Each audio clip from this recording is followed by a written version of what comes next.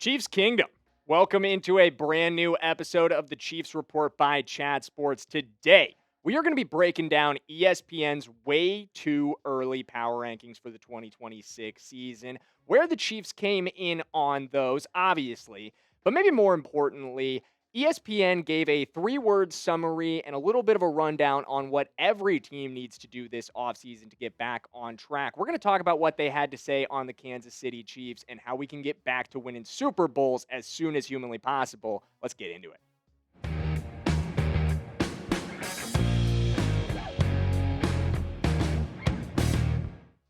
Chiefs came in ranked 12th in ESPN's way too early power rankings, which not bad. Not bad at all. I'm going to be honest with you guys. This one surprised me a little bit. I expected, coming off of the year that we had, to be a little lower in this thing, to be quite frank with you guys. But I want to know what you think. Where would you have the Chiefs in your power rankings? Would they be higher or lower than ESPN had them? I want to hear from you guys in the comments. Sound off for me and let me know what you think about Kansas City's position in the NFL for 2026. Higher or lower than 12th. But here's the three-word summary that they had for the offseason.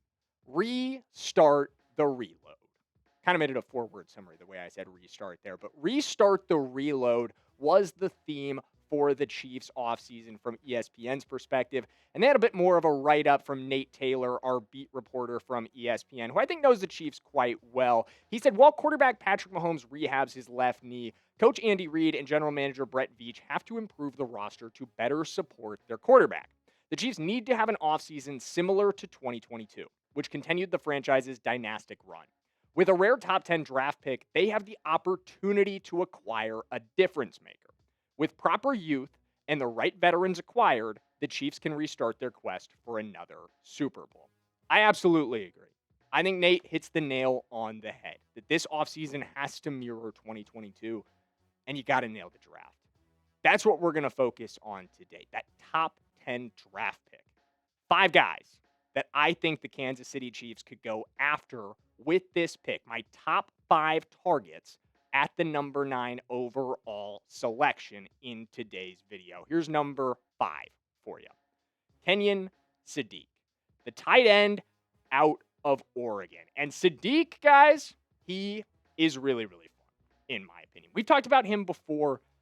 Coming out of Oregon, he is 6'3", 245 pounds. He is the number 1 tight end in Mel Kiper's draft board, for the 2026 NFL season. So much talk of power rankings earlier. We're power ranking tight ends today.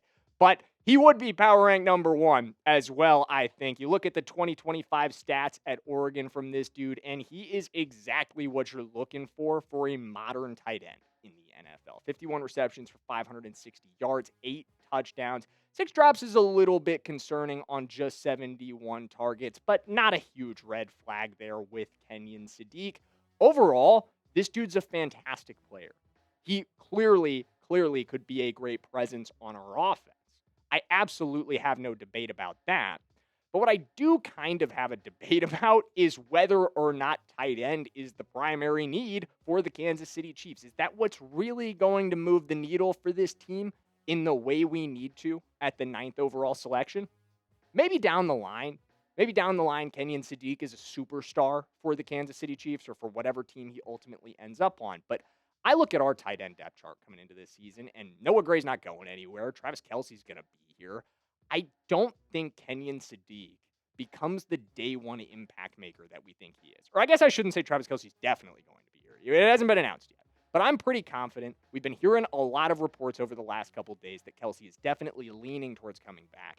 And if that's not the case, then maybe you can restart the Kenyon Sadiq discussion after that.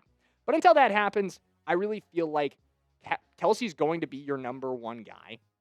And Kenyon Sadiq ultimately will come down the line.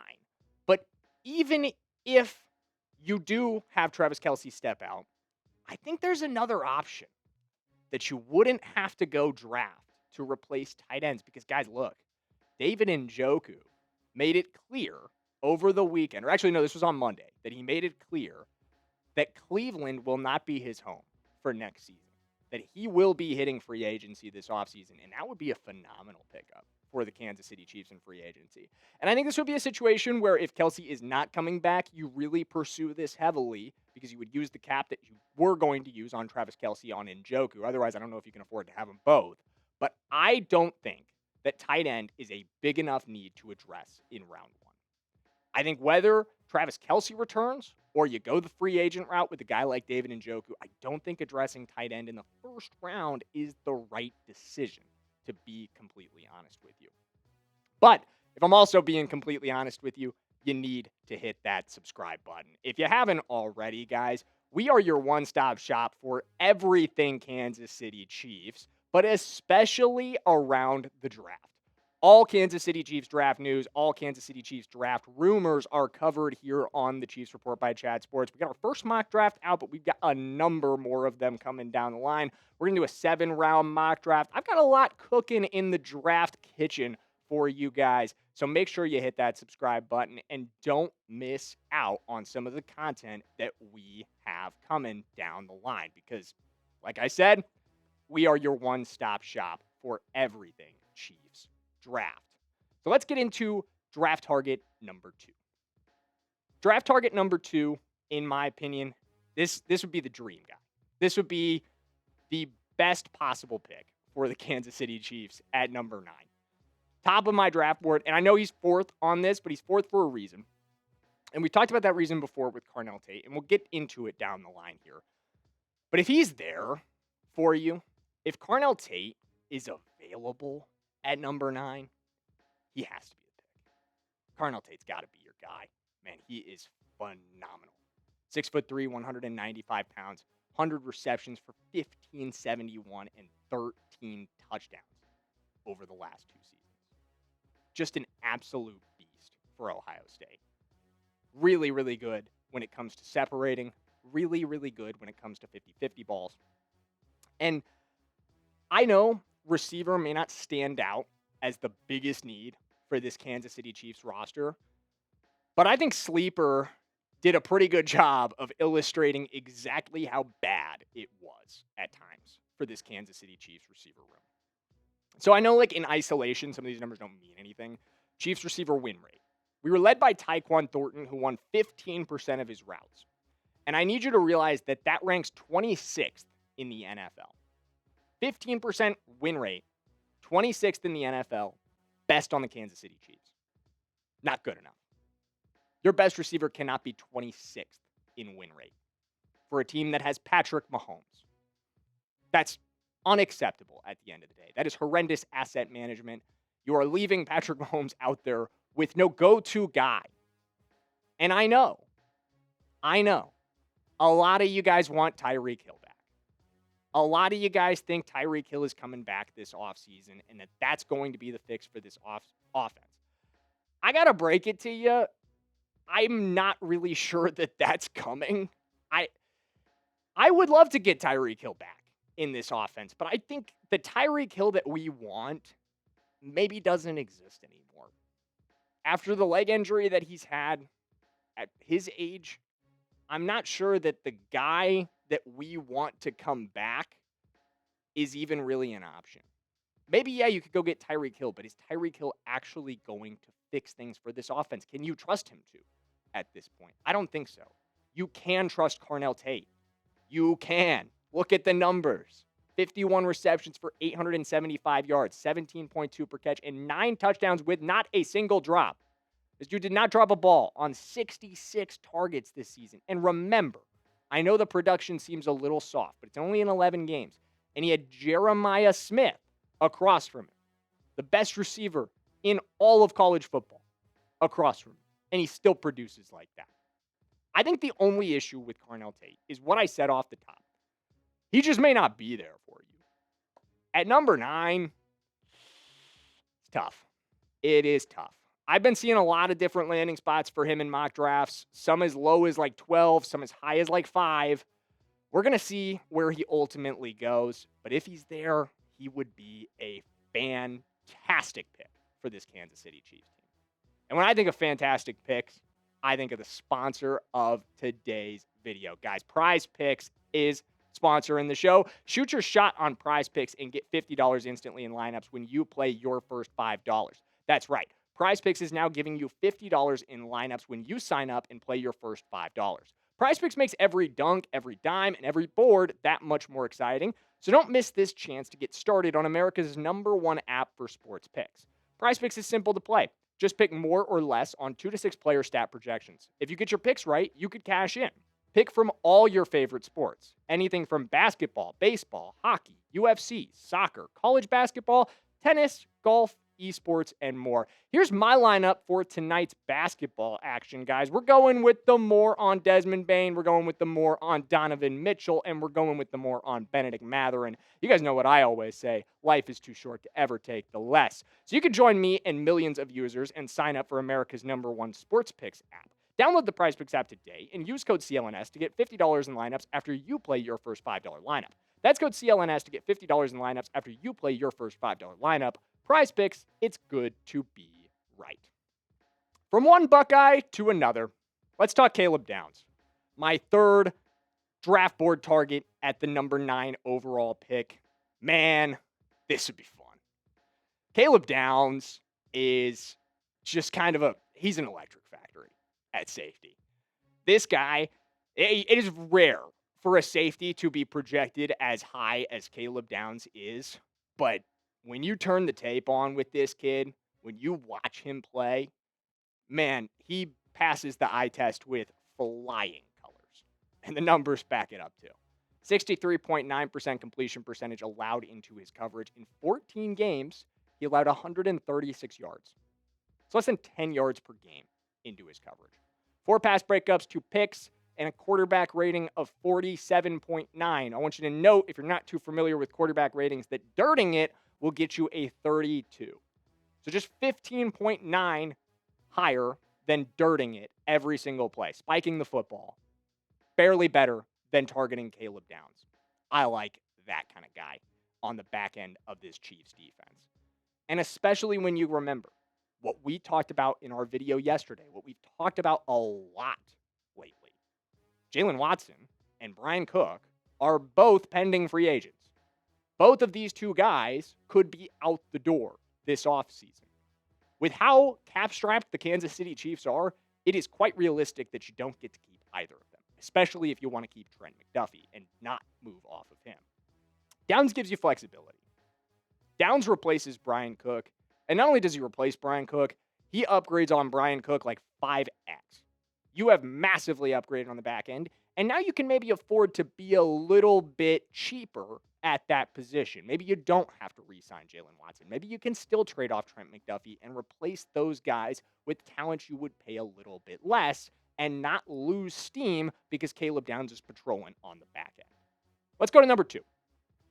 Target number 2. Rueben Bain. I know you guys were waiting for him. I know you guys were waiting for a defensive lineman in general. Trust me, Rueben Bain is here to fix your woes, as they were, to calm your worries. And gosh, guys, he would be a perfect fit for Spags. I think about like what Spags likes in edge defenders, what Spags likes in guys on the defensive line in general, and Rueben Bain just checks like every box. He is massive. He is talented. He is a Spags defensive lineman to a T. And we need him. We need him really bad. I was talking to producer Parker, one of our new guys around here, actually getting his first producing video in. Make sure you guys comment, shout out Parker. And he's a big Chiefs fan.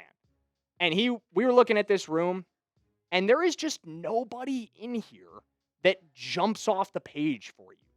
That you go, oh, wow, yeah, we can really lean on George Karlaftis to wreck games. No one's saying that. That sentence has only ever come out of one person's mouth, and it is mine. Like, that's where we're at. And I know, you guys are sick of seeing this graphic. I'm sick of showing it to you. 3rd in blitz rate, 21st in sacks per game, 19th in pressure rate. It isn't good enough. I don't know how many times I got to say it. Rueben Bain fixes the problem. He gives you what we have not had since Chris Jones really started to take a step back. I think if we're honest with ourselves, we can all admit that. A true game record. That is what Rueben Bain is. He is somebody that every offense that we face is going to have to account for. You're going to have to game plan around stopping Rueben Bain. And that opens up opportunities for other guys to be more impactful. He is, I think, an impact or force multiplier. That's the word. I really liked that phrase from Mike McDonald about guys on his defense that can be force multipliers for the Seahawks. I think Rueben Bain is a force multiplier for everybody around him in the front seven. Let's go to target number one, who I think, speaking of force multipliers, man, this guy would be a massive one for the Kansas City Chiefs offense. Jeremiyah Love. I know, it's not a surprise. If you've been subscribed, if you've been watching our draft videos, you know I love him. And the more I watch, the more I love. Pun intended. His tape is just fantastic. It really is.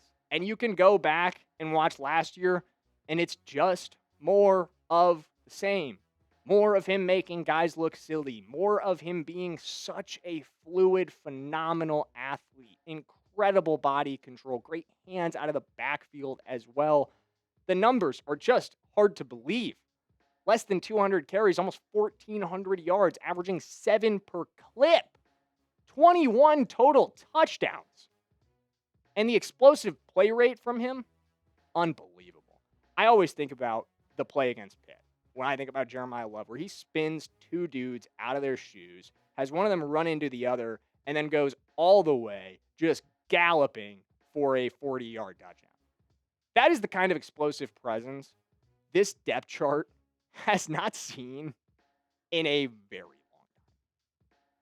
long time.